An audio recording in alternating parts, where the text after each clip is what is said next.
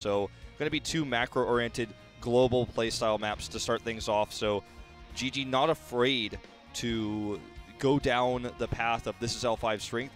Maybe perhaps they've got something prepared to try to counteract what L5 has shown so many times on these larger maps. That's exactly right, because Mighty lost against L5 0-3 yesterday, but if you saw the games, especially game number 2, when Mighty actually had the team fighting comp and the wave pushing, L5 seems to be having some troubles acting against it. Maybe GG will bring some solutions on top of their play from Mighty yesterday, and maybe they can make it work in Carsalos.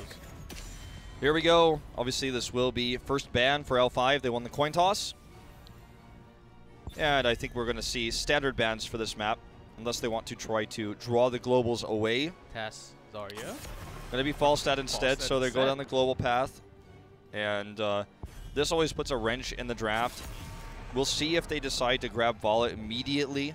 Something different that we saw from L5 yesterday, they were second bans most of the time, and they were the ones actually banning Vala. And now, since they have the first bans because they won the coin toss, taking Vala straight.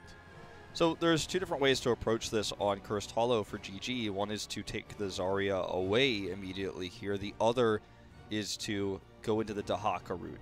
You could take Dahaka and try to control the global aspect of the map. You're going to have a tough time against the Vala and the likely pairing of Zarya and Ariel, the trifecta, the trinity that I always talk about with Vala, which L5 has really done well. They don't normally do it, you know, unless the draft allows for it, like in this case, especially with Tasta removed. I think the Zarya choice here is obvious. But GG can try to deny. The problem with the denial Zarya pick, for example, is that you really don't have much to pair with it yourself. And the best target for Zarya, the best target for Tass is always going to be the Vala. The Tassadar can pair into a Tracer, but if you have Zarya, it doesn't work quite the same way. Yep, that's right. And this is something that I wanted to point out. The Muradin.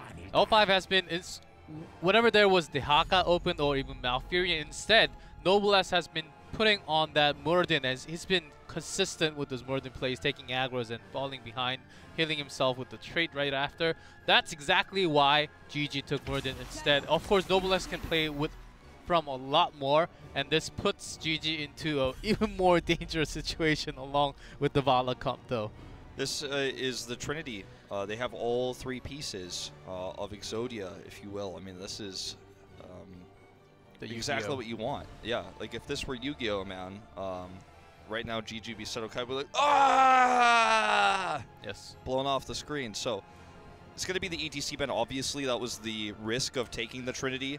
But if they didn't, obviously, whichever they didn't take the Zarya or the Ariel would have been banned here. They feel comfortable enough to play without the ETC. They're going to go into a different warrior. Yeah, I like the fact that GG is trying to go around. That L5 will have a very strong team comp, as you said, Exodia comp. I think this is going to be a Li Ming or a Tychus ban coming out for L5 because they have the only damage they're ever going to use. They will never take another damage with this composition. Why would they? The only possible second damage they would grab would be Gul'dan, maybe, but not really a map-oriented pick. So looking for a damage ban here. They could also ban a support, but there's just such a large hero pool to pull from. They're going to take the least common denominator and ban the best support, the highest tier support available in the Malfurion. And GG with those tanks, they can... It's going to be a question. Tychus is available, but Arthas is still open.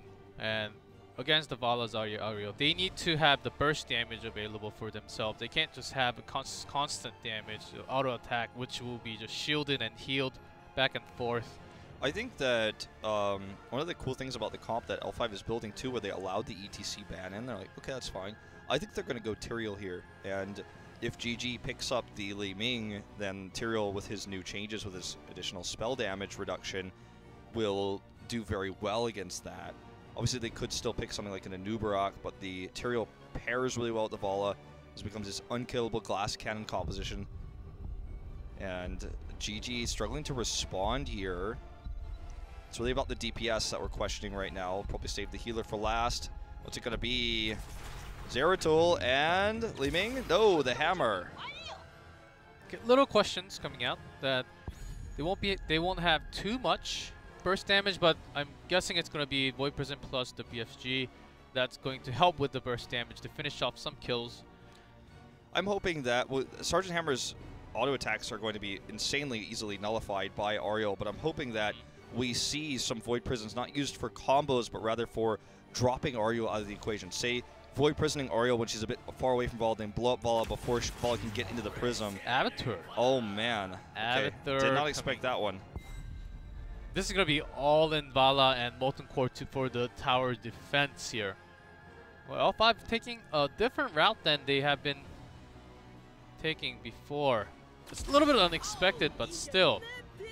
Well, the Lucio pick here is really good in this case because there's not a whole lot of CC minus the Ragnaros coming in. We're going to see Pajamather as well, which is always exciting. So in terms of the draft, I feel like L5 got everything they wanted. There's not a lot of burst on the side of GG. They're going to have some really technical engagements with their CC, the Void Prison, the Dahaka Tongues, the Storm Bolts. They're going to have to isolate the Vala or isolate the Ariel out of the equation, get that pick in order to win team fights. This is a huge map that we're going on to here for game number 1. Let's jump into Cursed Hollow on our first map with GG versus L5.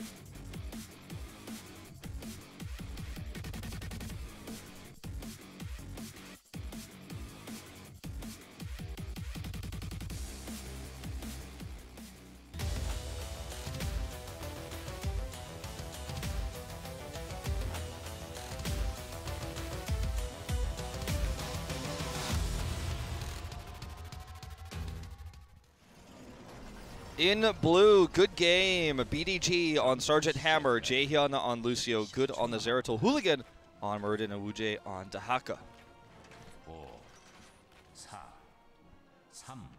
3, 2, 1.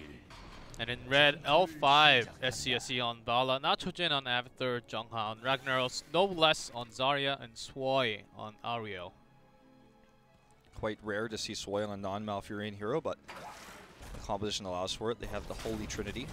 And I'm not religious, but I'm a believer of this Vala comp. Yep, L5 since yesterday, they have not really been prioritizing Malfurion at all. And then as I mentioned, they picked Muradin instead on the first rotation. So that's why GG instead took away Muradin from Noblesse. But Noblesse playing on that Zarya, which is not so common. But let's see how well it works for L5. When this team was briefly Ballistics, when you know, Zarya had just been released, when you look at BlizzCon, when you look at the Gold Club World Championship, 2 tournaments that L5 dominated at the time, again, once under the name Ballistics, he played it a lot, and it was always in compositions like this. And you could just see with even the Abathur extra shielding from the Symbiote, how much pressure you can put on these turrets at level 1. And it's always tough to deal with this. This is no surprise. It's not a mistake by GG that all this damage is being done to them. It's just that there's not much they can do about it. Nitrogen's going to split soak mid, by the way, during all of this with Abathur, soaking that extra EXP while they're getting all this structural damage done. Good disengage here against Wuje. The grab here on a Noblesse, but he's at full energy. This is actually a big overcommitment, I would say, for GG. Not too bad that Hooligan takes damage, but BDG was super in trouble. That's a 3v4, and they're getting pushed. Yeah. That's the power of the Trinity, as you mentioned. That you're getting consistent heals, shields, and the damage coming out from Vala and Zarya. Look at that energy level. It's always full. Always full, and it's something that is just by the design nature of Zarya always going to happen. You can't turn your turrets off, so they're always going to fire at the Zarya or, you know, who she's shielding. This is a nice grab here. Jaehyun tries to pair it with the boop. Self-shield and the heal just saving Noblesse from going down. Yep, and then you see the Hope comes back, the heals come out. This top lane is going massively in favor of Jungha as well.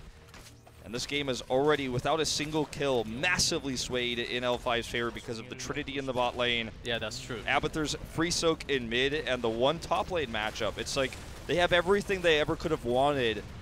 And I can't even really blame GG for their play here. It's just such a strong composition, especially in the early game.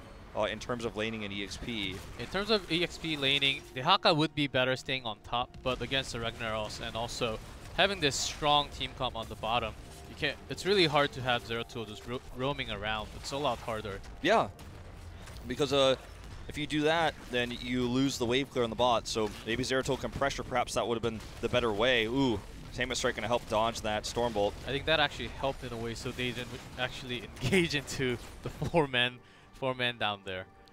Well, Ujay's getting a little bit of extra soak right now, but they're going to give this first tribute.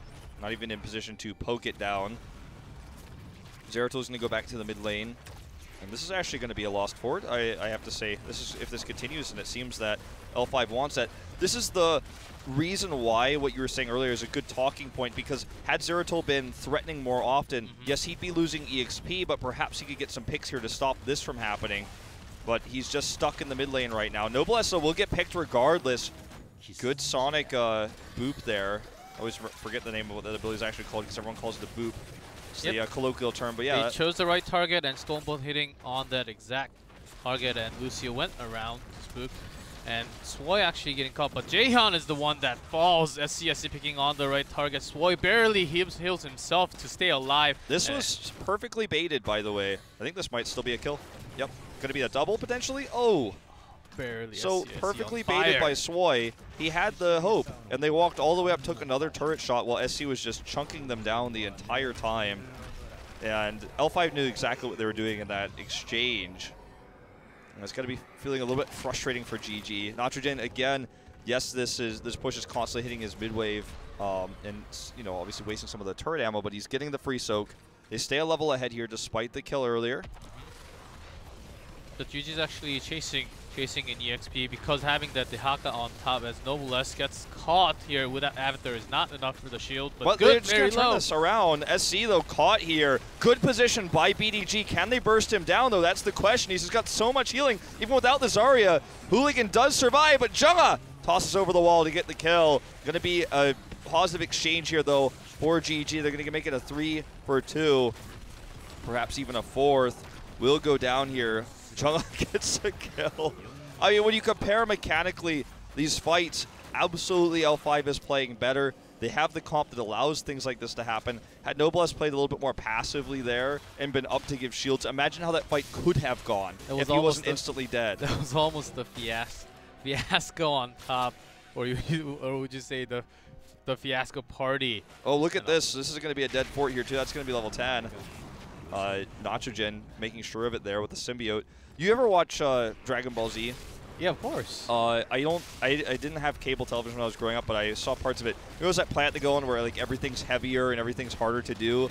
I feel like Noblesse dying there just had L5. It's almost like they were just training like, well, what if we didn't have Noblesse? Like, how could we still win this fight? The answer was no, but they almost did, okay? Yeah, they almost did. Noblesse actually picking GG, making the right decision to go aggressive when Noblesse is alone. That was the right choice, knowing that all those of his teammates were not around, and that's how they basically won the fight without Zarya from the beginning. So she's got her Demolitions Expert quest completed very early. Been chunking down this entire time. Boss is against GG here. We didn't really talk about that. Those Dragon Ball Z references are much more important, but the push is on counter-wise, so kind of splitting GG into 2 groups here. As Dehaka is going to take that bot soak right now. BG's going to harass a little bit, but that's all he's going to be able to do. Yeah, so Tribute is spawning in L5 side. Yeah, and Ragnaros has been nerfed a few times, and that's why we don't see as much as Ragnaros, but still that Molten Core makes a huge difference in team fights. So let's see what when Molten Core actually pops up, GG will have lots of troubles because sustaining a Lucio with Lucio may actually not be so perfect against the Molten Core here. Also, it gives them just a strong soul laner. No matter what happens, it's a tough decision to make, but GG sent Dehaka bot, which means that Ragnaros is going to win the matchup against Zeratul. And he's in any sort of situation where they trade even, Ragnaros is probably going to win that matchup. We're going to see an invade here. We do see the Expulsion Zone go down right on the point, so they're going to steal this. Detainment Strike hits Hooligan as well. There's the rain to follow it up. He does get over the wall with that Dwarf Toss. L5 does not commit because they see the push at the top. This is what I was going to say. If you have Ragnaros in the soul lane, he wins it. If you have a counter push like this against the Zarya push always wins the early game. So I like the Rag choice a lot for that reason. And that invade is going to cost big for GG because the camp is pushing while all this is happening, whereas Tribute just spawns a little bit towards L5 side. And they do have the pokes to actually... And there goes the Molten Core. GG has to retreat for the moment. Yeah, there's no way they can really even get into range to contest this. They have to wait this out while trying to poke. Yep. Which could work. Good constantly being revealed here, actually, which is frustrating for him because he wants to be harassing, stopping those channel attempts. Okay, it's going to expire here, but the push you were talking about with both camps in mid and bot is really frustrating. Here's going to be the fight that GG commits to. Good, going all the way in here. Does not get the kill onto Noblesse. The Aegis comes down. The kill comes down afterwards, of course, but it's going to be Hooligan falling next here after the Severe Smash. SC does fall at the very end, but has been giving good damage until now. Sound Barrier a little bit too late joining the fight. They don't have any damage now with SC dead. They have Nitrogen's clone. It's a Ragnaros clone. So going to get the kill here onto Wujay. So perhaps they spoke too soon on no damage, but the majority of their damage was gone. They get the kill regardless. Detainment strike here again. BDG is caught. He's in a bit of trouble. They should be able to get out of here, theoretically. He has his thrusters. Jaehyun is going to wall ride his way out, but they still can't deny the tribute, which means they cannot deny the curse. Good came back here to deal with this pressure, because the longer this goes on, the more that was going to start damaging the keep even. And the curse is live as SC has respawn. And this is obviously the first step to victory for L5, assuming they take this, is to get this very critical tribute. They had the boss earlier. They can invade the boss after this if they can push all the lanes. Is that still available? The red side or blue side boss. OBG is taking some of the damage as in front. He needs to be positioning himself in the aggressive positions to actually. And the Great Void Prison, they're gonna stall some time. Let's see how this works. Let's go. Okay, good. Trapped here with the expulsion zone. Void Prison does expire, and they're gonna commit here onto SC, trying to lock him down. Nice movement though from SC as he kites back here, dropping the Rain of Vengeance. He's still alive. Aegis keeping him alive a little bit more. Sound Barrier comes up. Sound Barrier is really keeping the teams alive here, and Zarya is the first one to go, but that's all the shields. Bala is still alive and well, drags into from Wujay, but CSC still doing so much damage.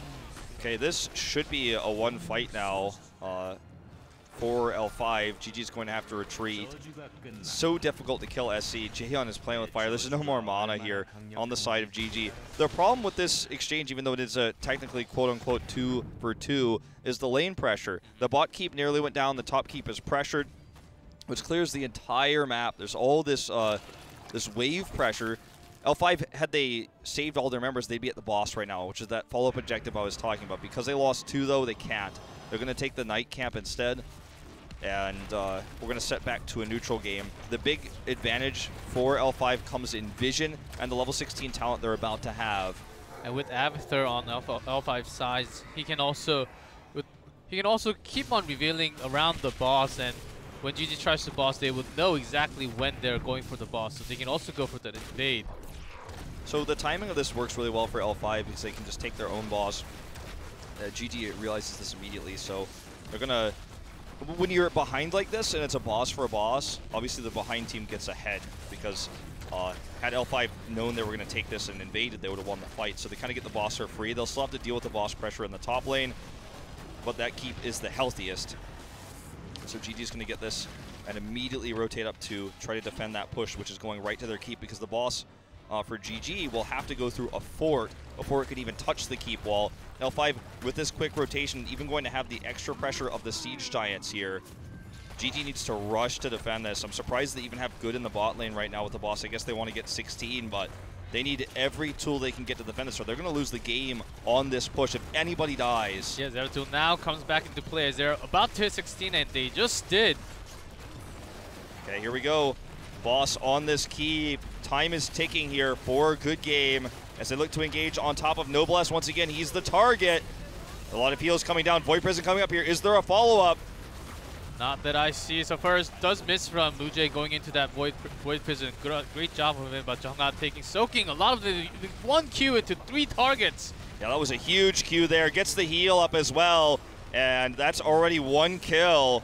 The boss, you know, working on the core, and they're just going to keep everybody in the Hall of Storms. There's too much damage here. Noblesse is at nearly full energy, and they basically just right-click on this core, using the Hope to end the game. There's the kill onto the Haka, and that is going to be it. Like I said, all it takes is 1 kill with a push this strong, with this composition, and L5 will take game number 1.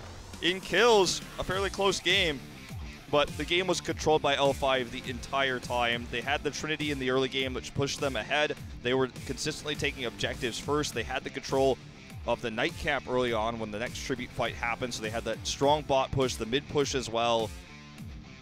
It's macro-oriented play from L5, but they had the draft for the micro in the early game in that tri-lane.